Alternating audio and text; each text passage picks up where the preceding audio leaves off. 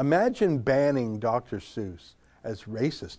I agree with Dave Berg. That was the most enjoyable, readable, probably most popular anti-racism allegory ever written in the English language. There's some Twitter accounts I follow that are not very political, and there's one called Iowa Hawk Blog. Do you know that one, Justin? Dave Berg is his name. He's a little bit political, but mainly he's just sort of quirky humor, fun, pithy takes on things. He likes the old-timey cars. Like he has this thing. It's just a coincidence that this mug says puppy on it. This mug came with our office when we came in, and I like this cup a lot because it says puppy. It's actually Puppy Basics. I think it's a magazine. I should probably subscribe. Can you go to that Dave Berg tweet? A little bit down. It's, yeah. The best anti-racism allegory for children ever written. And for those of you who know your Dr. Seuss, and I knew this from when I was a kid, that day all the Sneetches forgot about stars and whether they had one or not upon theirs. So there was these two kind of Sneetches, which of course are not people. They're a made-up critter, and some had stars on their belly and some didn't. And go to the next screen there. Apparently, the main lesson a lot of people took from the book is there's a lot of money in operating an identity machine. See, there was this huckster who came to town and saw that the Sneetches hated each other.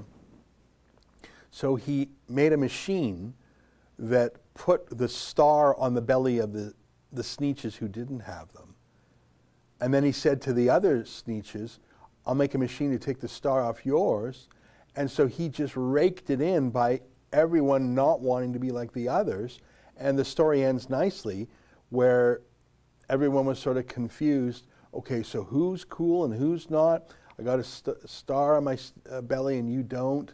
And that day, all the Sneetches forgot about stars and whether they had one or not upon theirs. So it's a beautiful allegory.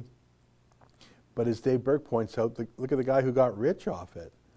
The huckster who pitted them against each other and charged them money. It's a great story. And they're called Sneetches, I think. Have you ever read that one? It's a great one, isn't it? Imagine banning Dr. Seuss as racist.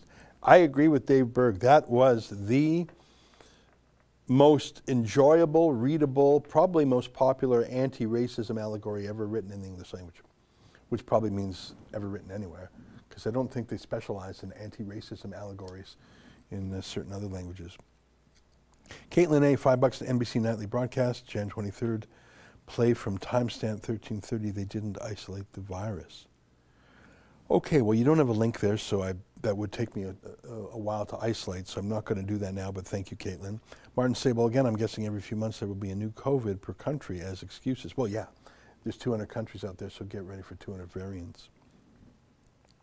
Unjust on Trudeau, $5. How about Cuomo now? For a while there, you thought he may become the Democrat nominee. Oh, how times have changed for him. Thoughts?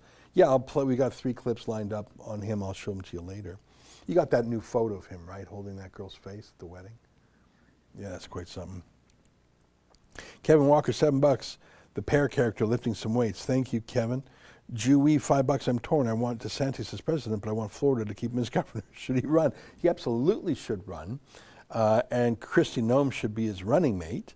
So you got the North, you got the South, you got a man, you got a woman, you got 2 governors who have actually governed successfully.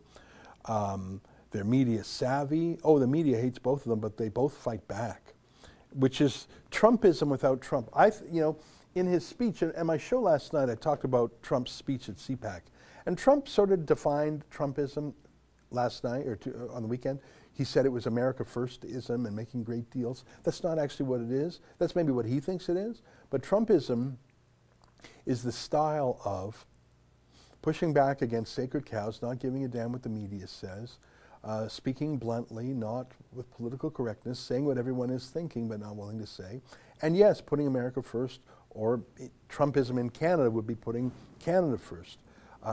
As opposed to say foreign aid, as opposed to say the United Nations and what the World Health Organization says. It's it's a disrespect for the partisan media because they are partisan, and a refusal to go along with the charade that they're all neutral. That's Trumpism. And what I like in both Kristi Noem and Ron DeSantis is they push back at the media lies. To me, that's Trumpism. Being firm and not going with the narrative framed by the left. And what I like about both Kristi Noem and Ron DeSantis is that they're not rude about it. They're firm, but they're not rude about it. So in some ways, that's the best of Trumpism without the stuff that actually alienated some folks. By the way, I think if people say they were alienated by Donald Trump's rudeness, I think they were just fibbing. I think they were just saying that to impress their friends. Oh, hi friends. What you just saw there is a clip from our Rebel News daily live stream show. It's fun, it's fast, and it's completely unscripted, so you never really know what you're going to get. Just go to rebelnews.com/livestream to sign up for special alerts.